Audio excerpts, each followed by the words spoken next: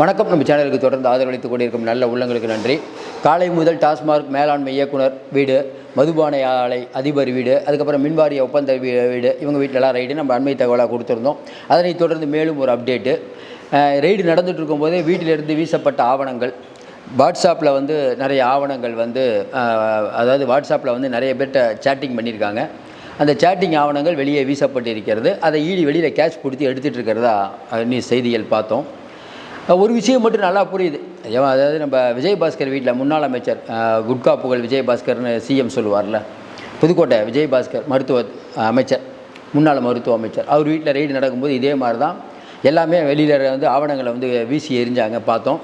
அதேமாரி பார்த்திங்கன்னா லஞ்ச ஒழிப்புத்துறை நிறையா அரசு அலுவலகங்களில் ஆய்வு போகும்போது அங்கே ரூபா நோட்டுகள்லாம் வெளியில் வீசி எறிகிறதெல்லாம் நம்ம பார்த்துட்ருக்கோம். அதனால் அதுவும் இது போல் தான், எல்லாம் ஒரே டேட்டிக்ஸ் தானே. அதனால் வரலாறு திரும்புங்கிற மாதிரி எல்லா நேரத்திலும் ஒரே மாதிரி. சரி, இது எங்கே போய் முடிய போகுது அப்படின்னா, அடுத்து வரக்கூடிய தகவல்கள் நம்ம சொன்னோம் இல்லைங்க, திராவிட மாடலுக்கு நெருக்கடி வந்துருச்சுங்க, திராவிட மாடல் தலைவருடைய தலைமை கதவை தட்ட போகிறாங்கன்னு சொன்னோம். இல்லை நாங்கள்லாம் கொள்கை வீரர்கள், மடியில் கனம் இல்லை, வழியில் பயம் இல்லை, நம்மளை திட்டி நிறையா கமெண்ட்லாம் போட்டுட்டு இருந்தாங்க. அந்த 200 ரூபா உடன்பிறப்புகள் ஒரிஜினல் மெயில் ஐடியில் கூட போடுறதில்ல, வெவ்வேறு மெயில் ஐடியிலேருந்து நம்மளை திட்டுறது. இன்றைக்கி தெரிஞ்சு நம்ம சொன்னது நடந்துச்சா அப்படிங்கிறது தெரியும். அந்த உடன்பிறப்புகள் எங்கே போனார்கள் என்று தெரியவில்லை. எப்படி என்ன ஆசை அவங்களுக்குன்னா, எப்படியும் அடுத்து சிஎம்மாக முதலமைச்சர் ஆகிடணும், திராவிட மாடல் வந்துடணும், இதே மாதிரி ஒரு குடும்பம் கொள்ளடிக்கணுங்கிறது அவங்கள ஆசை. தமிழ்நாட்டு மக்கள் அதை பார்த்துட்டு தான் இருக்காங்க. கேட்டால் பாசிச பாஜகன்னு இந்த ஒரு விஷயத்தை வச்சுக்கிட்டு, பாசிச பாஜக ரைட்டு, நீங்கள் யாருங்கிற கேள்வி வருமா வராதான். இன்றைக்கி மேலாண் இயக்குனர் வீட்டில் இந்த ரெய்டு நடக்கும்போது ஏன் இவ்வளோ ஒரு பதட்டம் அப்படின்னா, நம்ம ஏற்கனவே சொன்ன மாதிரி அமைச்சர்களோ நிர்வாகிகளோ ஈடி கேட்குற கேள்விக்கு பதில் சொல்லுவாங்க, தாங்குவாங்க. இவங்கெல்லாம் தாங்க மாட்டாங்க.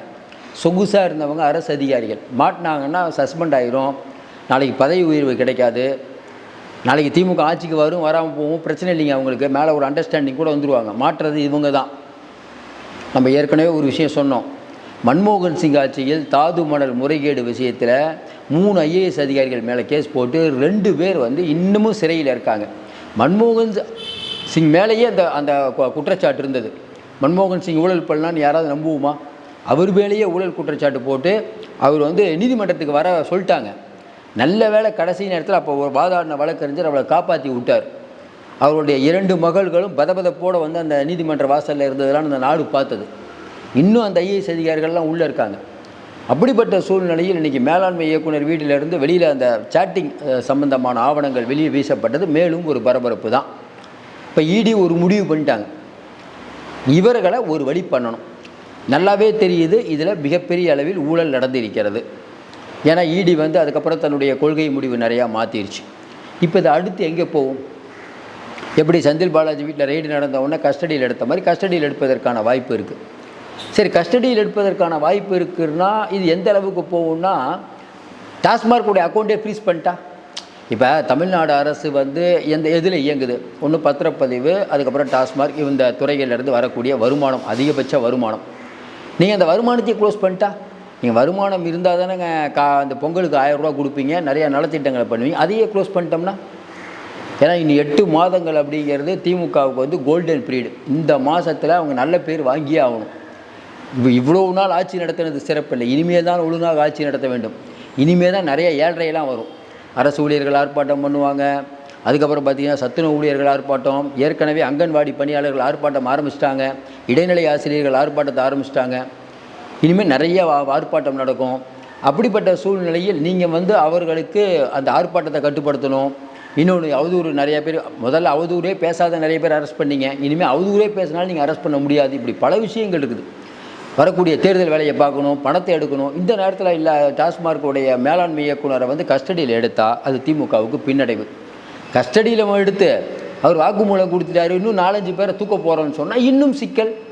இப்போ ஒரு டென்ஷனோட டாஸ்மார்க் இயங்கும். டாஸ்மார்க் இயங்கிறத விட ஸ்டாலின் ஆபத்துக்கு பேராபத்துங்கிறது. அக்கௌண்ட்டை ஃப்ரீஸ் பண்ணிட்டாங்கன்னா எப்படி ஃப்ரீஸ் பண்ணுவீங்கன்னு கேட்கலாம். ஃப்ரீஸ் பண்ண வாய்ப்பு இருக்குது. எப்படி வாய்ப்பு இருக்குது? அதாவது நீங்கள் ஐடி சரியாக கட்டாமல் இருந்தீங்கன்னா உங்களை அரெஸ்ட் பண்ண முடியாதுங்க, அது பொருளாதார குற்றம். ஆனால் ஜிஎஸ்டி முறைகேடு பண்ணிங்கன்னா அது அரெஸ்ட் பண்ணக்கூடிய குற்றம். இப்போ நடக்கக்கூடிய விஷயம் என்ன? மது ஆலையிலேருந்து மது பாட்டில்கள் ஒரு 1000 வெளியில் வந்ததுன்னா 500 மட்டும்தான் இன்றைக்கி டாஸ்மார்க் வருது. மிச்சம் 500 பில்லே போடாமல் வெளியில் விற்கிறாங்க. பில்லே போடாமல் விற்றா அது வந்து ஜிஎஸ்டி வருமானம், வேட்டு வருமானம் யாருக்கு போகுது? கலால் வரி. சென்ட்ரல் கவர்மெண்ட்டுக்கு போக வேண்டிய கலால் வரி நிறுத்தப்பட்டிருக்கிறதுனா பெரிய நியூஸ். அப்போ அதாவது எங்கள் ஒன்றிய அரசினுடைய வருமானத்தை பாதிக்கிறீங்க, உங்கள் அக்கௌண்ட்டை நாங்கள் ஆய்வு பண்ணணும்னு அவங்க ஃப்ரீஸ் பண்ணிட்டாங்கன்னா அது மிகப்பெரிய சிக்கல். அதையும் தாண்டி இந்த ஒரு விசாகன் இவரை வந்து இன்றைக்கி கஸ்டடியில் எடுக்கிறார். இவர் மட்டுமா எடுப்பாங்க? இவர் சம்பந்தமான இன்னும் 2-3 பேர் எடுப்பாங்க. அப்போ டாஸ்மார்க் நடவடிக்கைகளை மட்டும் முடக்கம் இல்லை, அடுத்து இவர்கள்லாம் இப்போ நிறைய பேர் சொல்கிறாங்கல்ல, தீகார் ஜெயிலுக்கு கொண்டு போயிடுவாங்க, டெல்லிக்கு கொண்டு போயிடுவாங்க. அப்போ அடுத்து உங்களுக்கு பிரச்சனை முற்றுகிறது. இது மட்டும் இல்லை, மின்சாரத்துறை ஒப்பந்தர் வீட்லேயும் கைது பண்ணிட்டாங்க. மின்சாரத்துறை ஒப்பந்த வீட்டில் ஏன் ரைடு போகிறாங்க? மின்சாரத்துறை, அதுவும் குறிப்பாக பார்த்தீங்கன்னா இந்த காற்றாலை மின்சாரம் நடக்கக்கூடியது தமிழகம் முழுக்க. காற்றாலை மின்சாரம் எங்கெங்கே நடந்தாலும் அதெல்லாம் விநாயகர் பேர் கொண்ட ஒருவர் தான் பண்ணுறாரு. அவர் மாப்பிள்ளைக்கு ரொம்ப வேண்டிப்பட்டவர். ஒவ்வொரு டிபார்ட்மெண்ட் ஒவ்வொருத்தர் ஒதுக்கிட்டாங்க. எப்படி ஒதுக்கிட்டாங்க? இன்றைக்கி இருக்கக்கூடிய சூழ்நிலை, சினிமா அப்படின்னா அதை ஒருத்தர் பார்ப்பார், மின்சாரம் அப்படின்னா ஒருத்தர் பார்ப்பார், டாஸ்மார்க் அப்படின்னா ஒவ்வொருத்தர் பார்ப்பார். இப்படி தான் இன்றைக்கி போயிட்டுருக்குது. இப்படிப்பட்ட சூழ்நிலையில் டாஸ்மார்க்கை கை வைக்கும் போது அதை இன்றைக்கி வந்து வாரிசு அது சம்பந்தமான ஆட்கள், இதில் அன்பில் மகேஷும் உள்ளே வராங்கிறது கூடுதல் செய்தி. நம்ம ஏற்கனவே சொன்ன மாதிரி ஒருத்தர் மாட்டினா எல்லோரும் மாட்டுவாங்கல்ல, மாட்டிட்டாங்களா? மறுபடியும் சொல்கிறோம், இன்றைக்கி லஞ்ச ஒழிப்புத்துறை வேகமாக டாஸ்மார்க்கில் இருக்கக்கூடிய எஃப்ஐஆரை மூடுறாங்க. இதுவே தப்பு. ஹைகோர்ட்டில் சொல்லிட்டாங்க. எப்படி நீங்கள் வேகமாக மூடுறீங்க?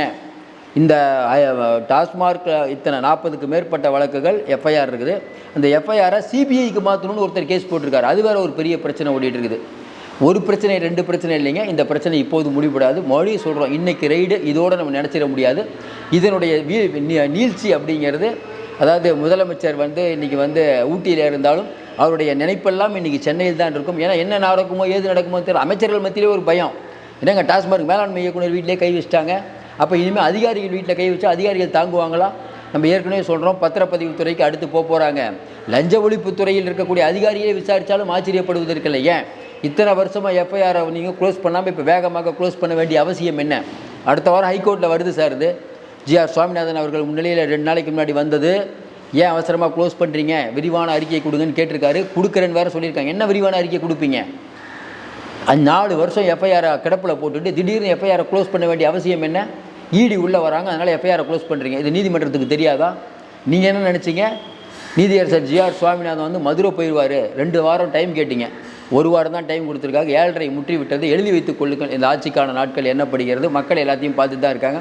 இதனால் ஒரு அனுதாபமும் கிடைக்காது. பணத்தை நீங்கள் வெளியில் எடுக்க முடியாது. ஒரு ஓட்டுக்கு 2000 ரூபா கொடுக்கலாம்லாம், 3000 ரூபா கொடுக்கலாம்லாம் நினச்சிட்டு இருக்கீங்க. பணம் வெளியில் எடுத்தால் தான் நீங்கள் கொடுப்பீங்க. உங்களையே லாக் பண்ணிட்டா, லாக் பண்ணுற வேலையெல்லாம் நன்றாக நடந்து கொண்டு இருக்கிறது. பிஜேபி இதை சூப்பராக பண்ணும். பிஜேபி இதை பண்ணலைன்னா தான் ஆச்சரியம். எல்லா ஸ்டேட்லேயும் பிஜேபி இதே மாதிரி தான் டாஸ்மார்க்கை முதல்ல மதுபான கொள்கையை கைவிச்சு தான் கெஜ்ரிவாலை உள்ளே தள்ளினாங்க, கவிதாவை உள்ளே தள்ளினாங்க, மணிஷ் சிசோடியா உள்ளே தள்ளினாங்க, சொல்லிக்கிட்டே போகலாம். அதனால் இன்றைக்கி இருக்கக்கூடிய சூழ்நிலை நெருக்கடி முற்றிவிட்டது. இதில் திமுக தப்பிப்பது கஷ்டம். ஏனால் இவர்களுடைய மடியில் கனம் இருக்கிறது. வழியில் பயந்து ஆகவே வேண்டும், கண்டிப்பாக ஆக வேண்டும். சரி, சமரச முயற்சி நீங்கள் கேட்கலாம். மோடிக்கிட்ட இல்லாத பணமா? இவங்க கொடுத்தா தான் பணமா? இதுக்கு முன்னாடி ஒரு அண்டர்ஸ்டாண்டிங் இருந்ததுங்க. இப்போ எதுக்கு அண்டர்ஸ்டாண்டிங் வரணும்? மோடி என்ன நினைக்கிறாரு? 2026 பிஜேபி ஆட்சி வரணும். அதுக்கு என்ன பண்ணணும்? திமுக பணத்தை எடுக்கக்கூடாது. பணத்தை எடுக்கலைன்னா ஆட்சி போயிடும் சார். பணத்தை எடுக்கிறது மட்டும் இல்லை, ஒரு 2-3 பேர் அமைச்சரை தூக்கி உள்ளே வைங்க. இந்த அனுதாபம் வராதுங்கிறது தெரியும், அவங்களுக்கும் தெரியும். அனுதாபம்லாம் வராதுங்க, ஏன்னா அவ்வளோ கொள்ளடிச்சிருக்காங்கன்ட்டு. வரக்கூடிய நாட்கள் திமுகவுக்கு மிகப்பெரிய ஏழரை இழக்கக்கூடிய நாட்கள் தான். பொறுத்திருந்து பார்ப்போம். நம்ம நிறைய அண்மை தகவல் கொடுத்துட்ருக்கோம். சப்ஸ்கிரைப் பண்ணி பார்த்து ஊக்கம் கொடுங்க. மீண்டும் சந்திப்போம். நன்றி, வணக்கம்.